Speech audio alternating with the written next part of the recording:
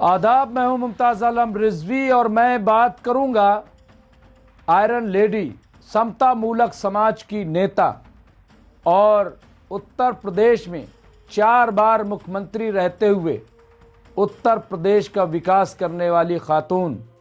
और BSP supremo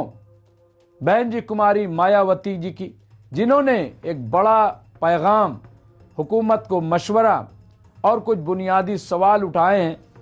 जो हम पेश कर रहे हैं। लिखा है कि जैसा कि विदित है कि आज से संसद में चूंकि चुनाव सुधार को लेकर चर्चा हो रही है, अतः बीएसपी की ओर से इस संबंध में ये कहना है कि चुनाव की प्रक्रिया में अन्य सुधार लाने के साथ साथ निम्न 3 खास सुधार लाना बहुत ज़रूरी हैं। एसआईआर को लेकर जो पूरे देश में व्यवस्था चल रही है, बीएसपी उसके विरोध में नहीं है, परंतु बीएसपी का ये कहना है कि इस संबंध में मतदाता सूची में नाम भरने की जो प्रक्रिया है, जो भी प्रक्रिया होनी है, उसके लिए जो समय सीमा निर्धारित की गई है वो बहुत ही कम है, जिसकी वजह से बीएलओ के ऊपर भी काफ़ी दबाव है और कई बीएलओ काम के दबाव की वजह से अपनी जान भी गंवा चुके हैं। जहां करोड़ों मतदाता हैं, वहां बीएलओ को उचित समय मिलना ही चाहिए और ख़ास तौर पर उस प्रदेश में जहां जल्दी ही कोई भी चुनाव नहीं है। उत्तर प्रदेश में लगभग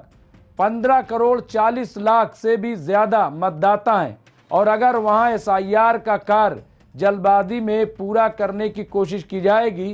तो इसका नतीजा ये होगा कि अनेकों वैध मतदाता, खास तौर पर जो गरीब हैं और काम करने के सिलसिले में बाहर गए हैं, तो फिर उनका नाम मतदाता सूची से रह जाएगा और वो बाबा साहेब डॉक्टर भीमराव अंबेडकर जी द्वारा ऐसे व्यक्तियों को दिया गया वोट डालने का संवैधानिक अधिकार से वंचित कर देगा, जो कि पूर्ण रूप से अनुचित होगा। अतः ऐसे में एसआईआर की प्रक्रिया को पूरी करने में जल्दबाजी न करते हुए उचित समय दिया जाना चाहिए, अर्थात वर्तमान में दी गई समय सीमा को बढ़ाना चाहिए। इसके साथ ही माननीय सर्वोच्च न्यायालय के निर्देशानुसार चुनाव आयोग द्वारा निर्देश जारी किए गए हैं। ऐसे लोग जिनका कोई भी आपराधिक इतिहास है, उन्हें अपने हलफनामे में इसका अपने आपराधिक इतिहास का पूरा ब्यौरा देना होगा और इसके साथ साथ स्थानीय अखबारों में भी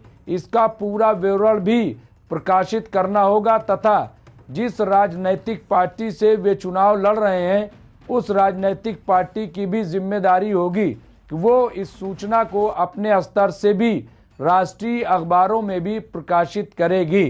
इस संबंध में बीएसपी का कहना है कि अक्सर ये पाया गया है कि जिस व्यक्ति को चुनाव लड़ने के लिए टिकट सिंबल दिया जाता है, उनमें से कुछ लोग अपना आपराधिक इतिहास पार्टी को नहीं बताते हैं तथा कुछ लोगों के संबंध में स्क्रूटनी के समय ही पार्टी को इसका पता लग पाता है, जिसकी वजह से इसकी जिम्मेदारी पार्टी के ऊपर आ जाती है। और वैसे भी ऐसे प्रत्याशियों के आपराधिक इतिहास को राष्ट्रीय अखबारों में छपवाने की जिम्मेदारी पार्टी के ऊपर डाली गई है, जबकि इस संबंध में हमारी पार्टी का ये सुझाव है कि आपराधिक छवि वाले प्रत्याशियों के संबंध में सभी औपचारिकताएं पूरी करने की जिम्मेदारी उन्हीं पर डालनी चाहिए, ना कि पार्टी के ऊपर होनी चाहिए। और अगर आगे चलकर ये मालूम होता है कि किसी प्रत्याशी ने अपना आपराधिक इतिहास छुपाया है, तो इससे संबंधित हर प्रकार की कानूनी लायबिलिटी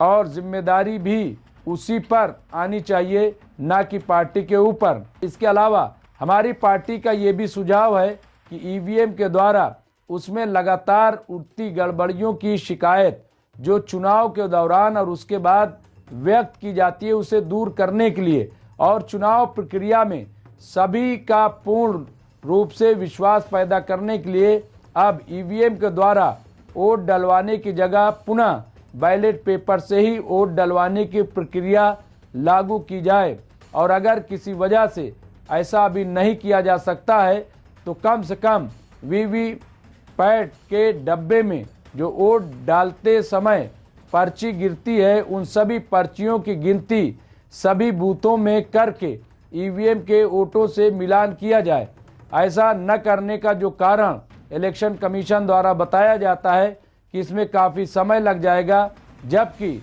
इनका यह तर्क बिल्कुल भी उचित नहीं है, क्योंकि अगर सिर्फ कुछ और घंटे गिनती में लग जाते हैं तो इससे कोई फर्क नहीं पड़ना चाहिए, जबकि वोट डालने की चुनाव प्रक्रिया महीनों चलती है। और ये इसलिए भी ज़रूरी है कि इससे देश की आम जनता का चुनाव प्रक्रिया में विश्वास बढ़ेगा तथा इस प्रकार के जो अनेकों प्रकार के संदेह उत्पन्न होते हैं उन पर भी पूर्ण विराम लग जाएगा, जो देश हित में होगा। तो ये बहन मायावती जी का बयान था, उन्होंने सही मौके पर अपना बयान जारी किया है। मैं समझता हूं कि इस पर हुकूमत और इलेक्शन कमीशन गौर करेंगे, क्योंकि ये बहुत ही शानदार और इससे हमारा लोकतंत्र मजबूत होगा। लोकतंत्र की जो प्रक्रिया, जो सबसे अहम प्रक्रिया चुनाव है, वो भी उसमें विश्वास बढ़ेगा। मैं समझता हूँ इस पर ज़रूर अमल किया जाना चाहिए। बहुत बहुत शुक्रिया।